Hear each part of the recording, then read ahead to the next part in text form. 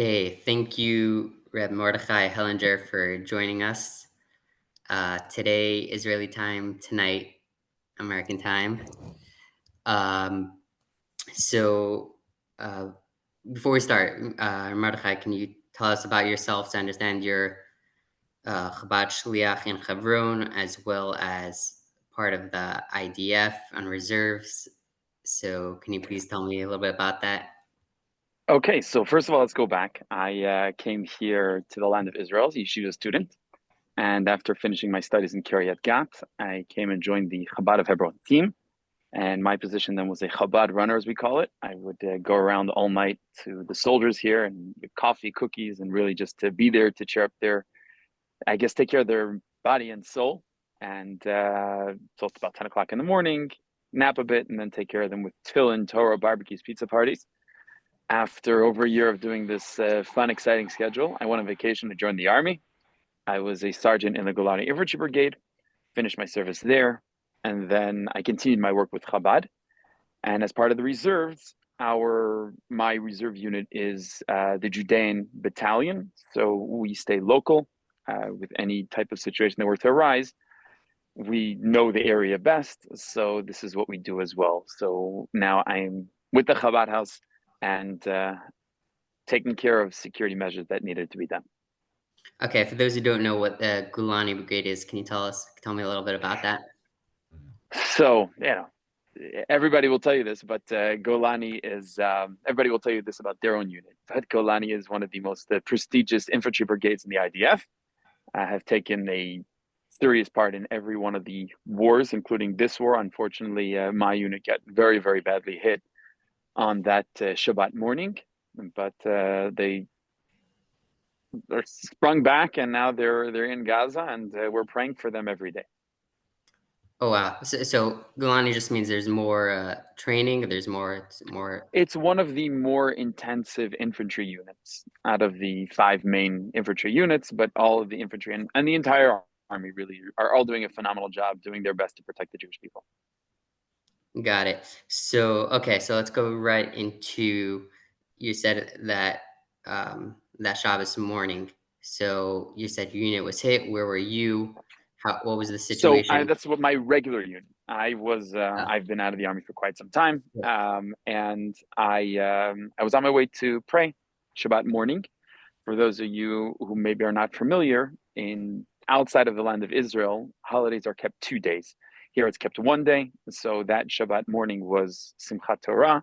I was with my two older boys. We were walking on the way to the Ma'arat Machpelah, the resting place of the cave of the patriarchs, the resting place of our mothers and fathers. And as I'm a minute away from my house on the walk, with I had some goodies for the kids that would come to dance with the Torah. My friend pulls up next to me and says, "Mordechai, turn around, go back home, get on your uniform, and grab your gear and run." I was taken aback for a second. He says, "Yalla, wartime, let's go." So I right away grabbed my things and called my commander and hopped into the car Shabbat morning. But this is what has to be done. And I was right away sent to one of the guard posts here to give reinforcements because we're always afraid that God forbid something can happen here as well. And ever since then, been dressed in this uniform, and it was a very surreal, intensive time just to sit there and think of, this is what the Yom Kippur War must have looked like. And I was there for many, many hours. I actually, before I went, I managed to grab some grape juice and some challah, so I'd be able to make kiddush there. And it was just sitting there and thinking, now what? It's a very, very tough thing to think about. And popped into my head a song that was composed by A.B. Rottenberg about a man from Vilna that after the Holocaust goes back to Vilna, and everybody somehow converges onto the synagogue, and they show up, and somebody says, tonight is Simchat Torah, and they go to open up the ark, and there's nothing there, and the synagogue is completely destroyed and ruined. And the chorus is, we danced around in circles as if the world has done no wrong. And that was for me in my head, this is what it's all about, and we have to continue because Am Yisrael Chai is not something something that we just say, it's something that we live by. So after many hours on guard duty, I got a bit of a break, and I went home. And for my family and kids, and obviously we didn't know the scope of the atrocities that happened that morning. And I said to the kids, "All right, now it's time to dance, because this is what God wants of us." And my little boy went to his neighbor and borrowed his toy Sefer Torah, and we did hakafot. We danced with the Torah around my dining room table, and that has really been the message that I tell it to myself, and also try to inspire others ever since then, that we have to continue on. We have to. We can't let them take us down. And unfortunately, atrocities like this are unfathomable that it would happen in our generation, but we can't let them destroy our spirit. Right. So so you have your army gear at home. That's where you ran to go get it. So I have some of the gear at home. Some of them I had Right. to pick up at a local office. But yeah, meaning we're here ready to go hit the ground rolling. Right. And then you personally had any encounters with anyone, or during those hours with any, you know, terrorists? There was no one in your area, I'm assuming. There were local jihadis that tried to get involved, and the soldiers here showed them very quickly that this is not going to happen. Wow. Okay. And so you mentioned there's people in your unit who you knew who were hit. So these are people you knew personally, and how are So they doing? And I've been out of the army for a regular uh, service for quite a while. So there are some of the people that I know there. Friends of mine, their children were killed. Actually somebody who was here as a volunteer, like I was, a Chabad runner. He is now a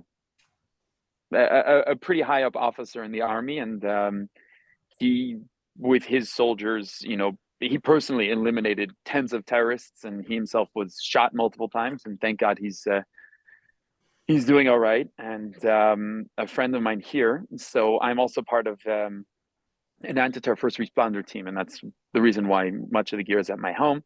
So one of our officers here, he is direct, in reserves. He's head of a medical under fire evacuation unit. And the second that he heard of things, he went straight down south. He picked up literally 3, 4 of his friends, and he went in and he managed to save over 150 people, eliminated tens of terrorists. And, Moshe, when he was asked about, my friend, when he was asked about, how many terrorists did you eliminate, he says, I don't focus on that. I focus on how many lives we saved. And thank God it was many. It was very surreal almost that somebody sent over a bit of donations of, Camelback water backpacks. And he says, Mordechai, I need a new one. Mine was shot. So, it's real. It's close to home. And we have to do our best to protect the physical well-being, and also to keep our spirits high. right. So I can imagine that puts you in an interesting position because on the one hand you're a rabbi, on the other hand you're a friend, and on the other hand you're also a soldier in the army. So like, what was your feelings and how to approach the families? Like, were you giving them like chizuk, and what was your heart? So the Rebbe always made us soldiers, starting from, as a child, we had Tzivot Hashem, we're in the army of Hashem, and to being a yeshiva student, we're called the soldiers of the house of David. And obviously, the shluchim, us emissaries. And especially when you're, in this side of the army as well, you realize that a mission is a mission, and you can't pay attention to the outside noise, as we call it, Rashi Reka. And we just have to do what we have to do, no matter where we are, how we are, and to be on the offensive, both in tactical but also in good spirits, and keeping hopes high. And to have people reaching out to me from around the world that are nervous and afraid and saddened and depressed, and that's something that we have to convey from here, that no, Am Yisrael Chai is real, is raw. For me to be able to go and stand guard duty, and the patrols that happen here and all the other things that happen here, but to be able to turn around and see the kids running and playing the streets as if there's nothing going on, that is the true victory. So that's what we're all trying to do, and we're all here encouraging each other, each in their own way. And obviously with with in times like this, there's a spiritual awakening as well. So we're trying to assist with everything on that front. And Jewish people are waking up. Right. So you're still like serving as a rabbi while you're right now on duty, what I understand, right? You're right now at a watch post, correct? So you're also a rabbi at the same time, like giving that's what I'm understanding. Yep. We have to do everything necessary. As every Chabad rabbi is a cook, a psychologist, a therapist, a rabbi, and everything else. Yeah. Man with many hats all at the same time.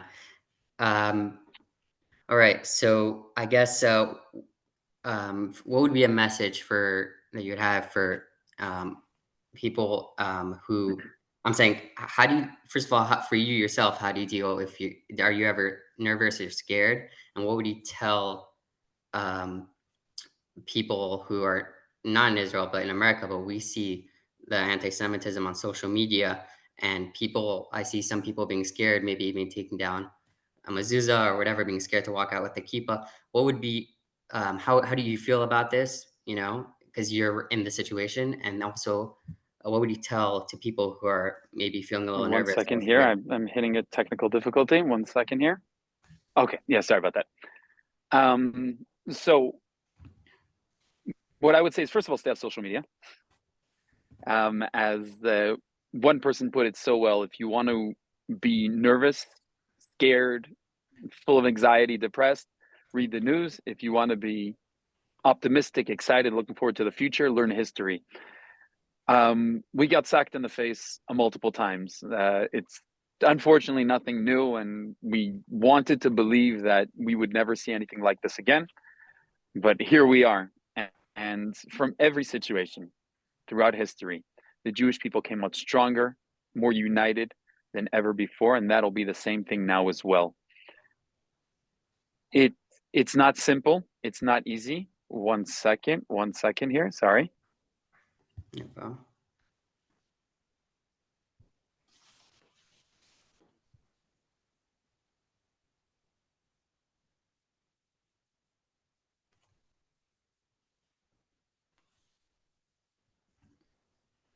Sorry about that. Okay.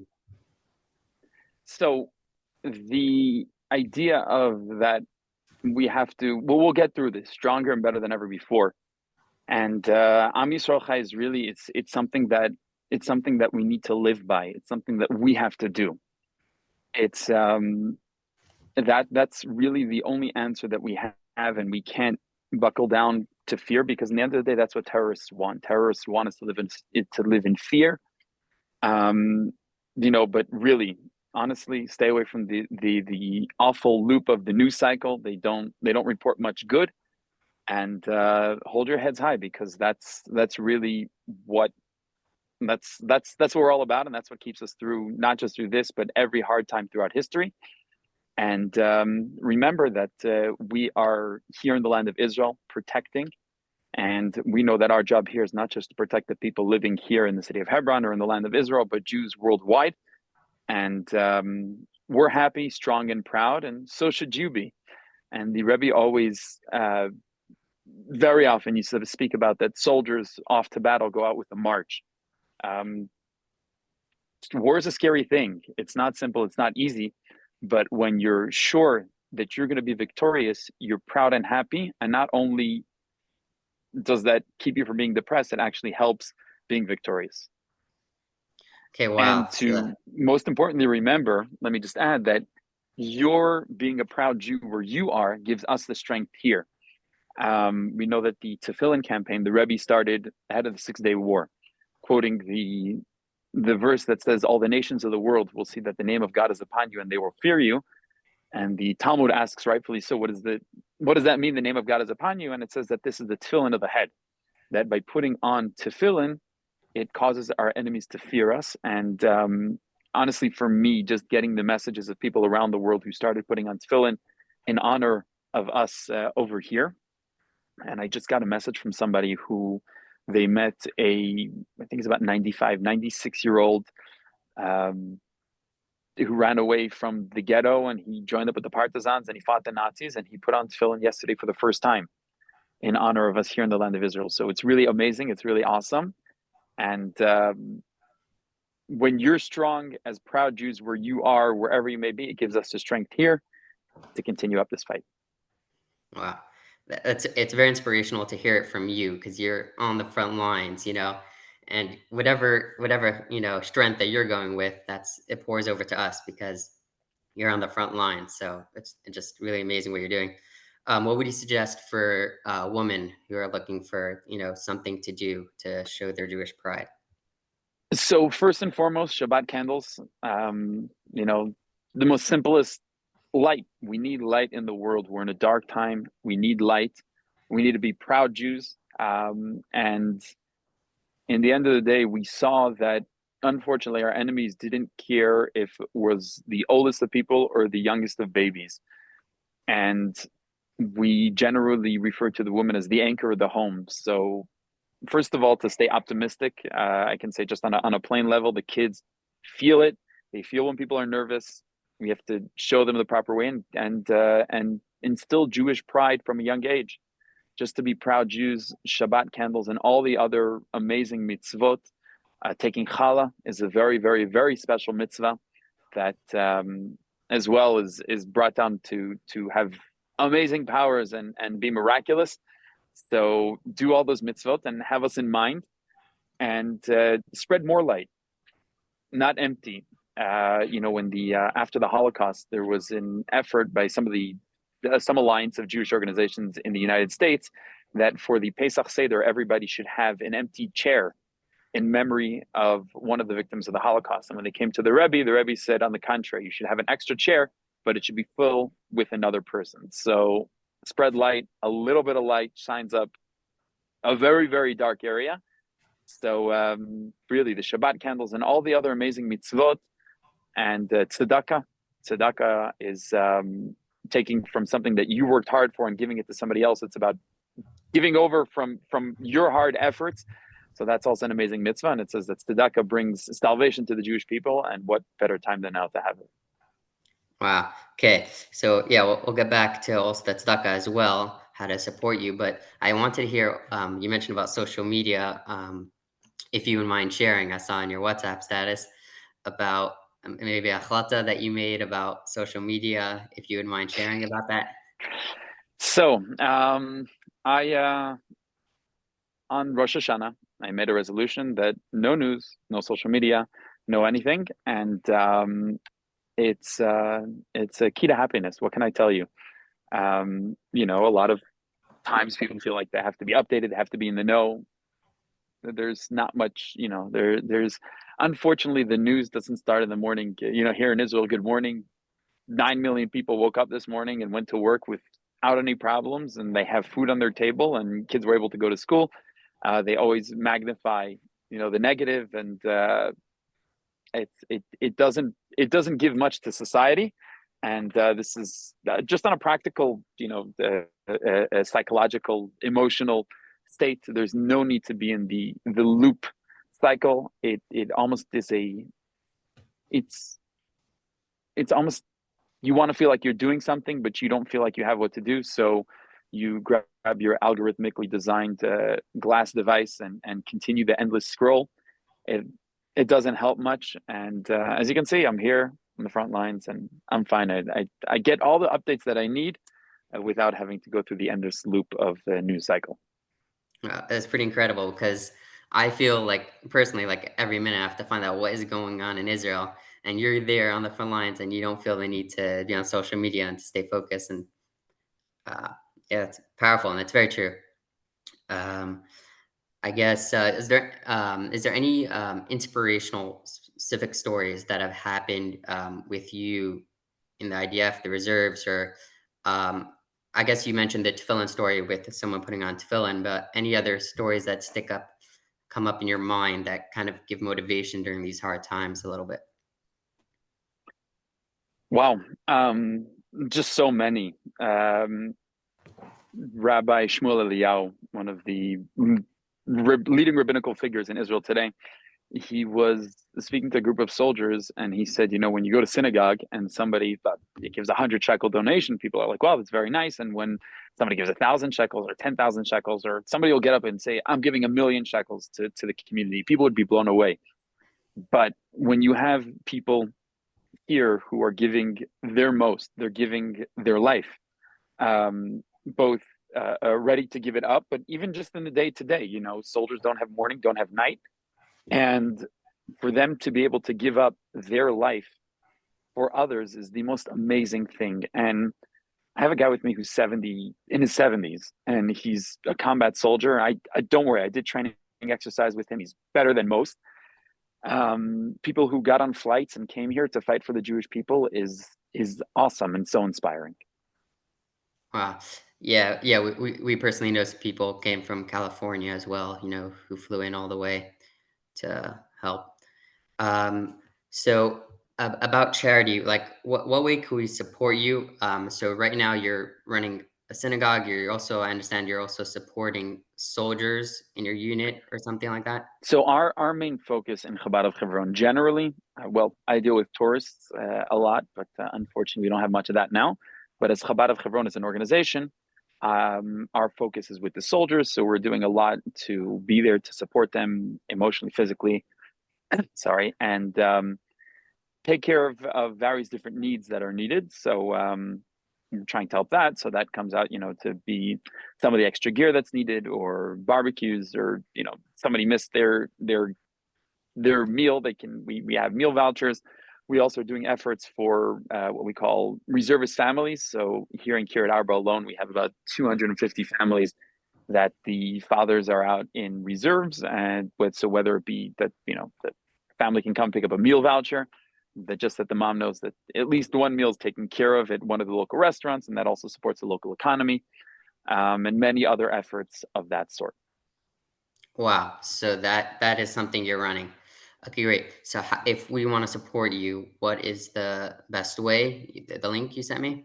Yes, I can send you the link, and Okay. yeah, please spread and share. And it's amazing to feel how the Jewish people are united, and that is a way that you can help the guys on the ground here, and it gives the feeling that we're in this together, and it's very, very powerful. Okay, wow. Thank you for your time and inspiration. Sure. It's really we're here to support you 100%. We're here for you, mitzvahs for you, and donations to support you. Um, and of course, if there's anything that you need, like on the spot emergency, please let us know right away, so that way we send it as soon as possible. The funds that are needed.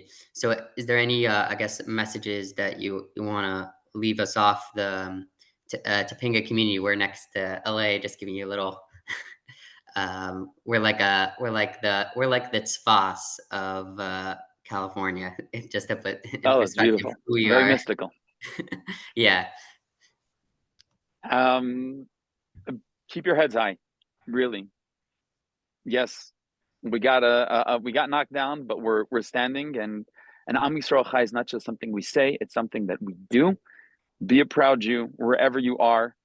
Remember, they're trying to destroy our spirit. We're not going to let them. We're going to bounce back stronger than ever before. Wow. Okay. Hopefully, we should see only good news going forward. And Amen. for you, your family, the soldiers that you're taking care of, your unit, and every Jew um, in Eretz Yisrael. Thank you so much for your time, and um, tzlacha, Mashiach All now. right, keep up the great work over there, and definitely, hopefully, we'll see you all here very soon with Mashiach now. All right. Thank you.